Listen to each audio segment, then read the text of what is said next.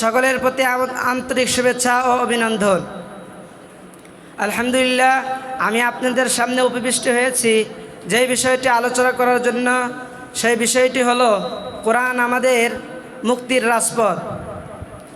আলহামদুলিল্লাহ, আমাদেরকে সর্বপ্রথম জানতে হবে কোরআনের কারিমের পরিচয়। সহজভাবে বলতে গেলে কোরআন হলো রব্বে কাবার পবিত্র বাণী এবং আল্লাহ রব্বুল আলামিন মহাগ্রন্থ দুনিয়ার মধ্যে প্রেরণ করেছেন সমস্ত মানব জাতির হেদায়েতের জন্য এবং কল্যাণের জন্য।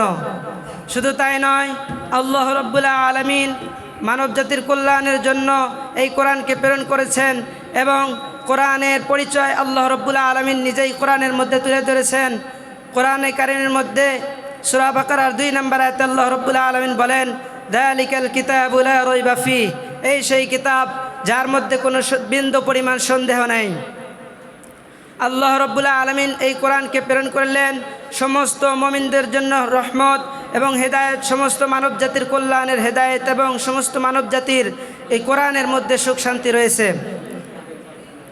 আল্লাহ রব্বুল আলামিন আরো বলেন, হে মানব জাতি, তোমাদেরকে আমি এমন একটি গ্রন্থ দিয়েছি তোমাদের আত্মকরণের রোগ ব্যাধি এবং উপশম পথ নির্দেশ, মুমিনদের জন্য রহমত।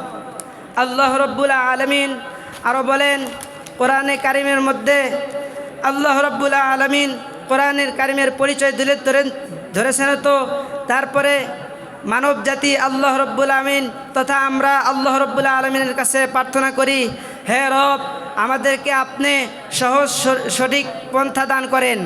আল্লাহ রব্বুল আলামিন জবাবে বলেন যে, হে আমার বান্দারা, হে মানব জাতি, তোমাদের মধ্যে আমি এমন একটি কোরআন, এমন একটি কিতাব, এমন একটি গ্রন্থ আমি পাঠিয়ে দিয়েছি যার মধ্যে তোমরা এই কোরআনকে অনুসরণ করে চললে তোমরা কামিয়াবি হতে পারবে এবং এই কোরআনকে অনুসরণ করলে তোমাদের সরল সঠিক পূর্ণ পন্থা খুঁজে পাবে। মুহতারাম হাজিরিন, সম্মানিত উপস্থিতি, ইতিহাসের পাতায় লক্ষ্য করলে দেখা যায় যে প্রায় ১,৫০০ বছর পূর্বে জাহিলতার যুগে আশরাফুল মাখলুকাত তথা সৃষ্টির সেরা মানুষ যখন পশুর চেয়ে নিকৃষ্ট হয়ে গিয়েছিল, তখন আল্লাহ রব্বুল আলামিন মানব জাতির কল্যাণের জন্য এবং মানব জাতির হেদায়েতের জন্য এমন একজন মানব দুনিয়ার মধ্যে প্রেরণ করলেন যেটা সৃষ্টির শ্রেষ্ঠ মানব, সরকারে দু আলম সৈয়দুল মুরসালিন খাতামুন নবিয়্যিন হযরত মুহাম্মদ সাল্লাল্লাহু আলাইহি ওয়াসাল্লামকে আল্লাহ রব্বুল আলামিন প্রেরণ করলেন।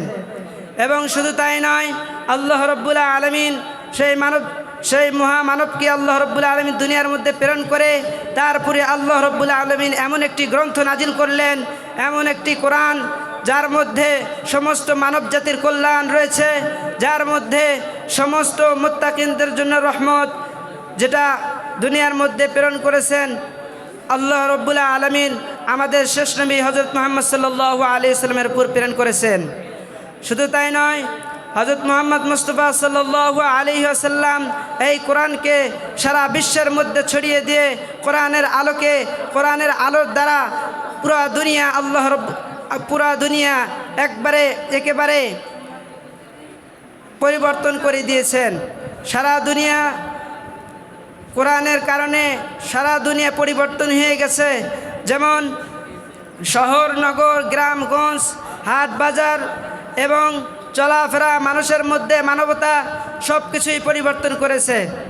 এই জন্যে সম্মানিত হাজরিন, আমরা হলো তালিবুল ইলম। আল্লাহ রব্বুল আলামিন যাদের মঙ্গল চান, যাদের ভালো চান, তাদেরকে আল্লাহ রব্বুল আলামিন এই দিনের রাস্তায় নিয়ে আসেন, তাদেরকে এই কোরআন শিক্ষা করার তৌফিক দান করেন। এই জন্যে আমাদের বড়ই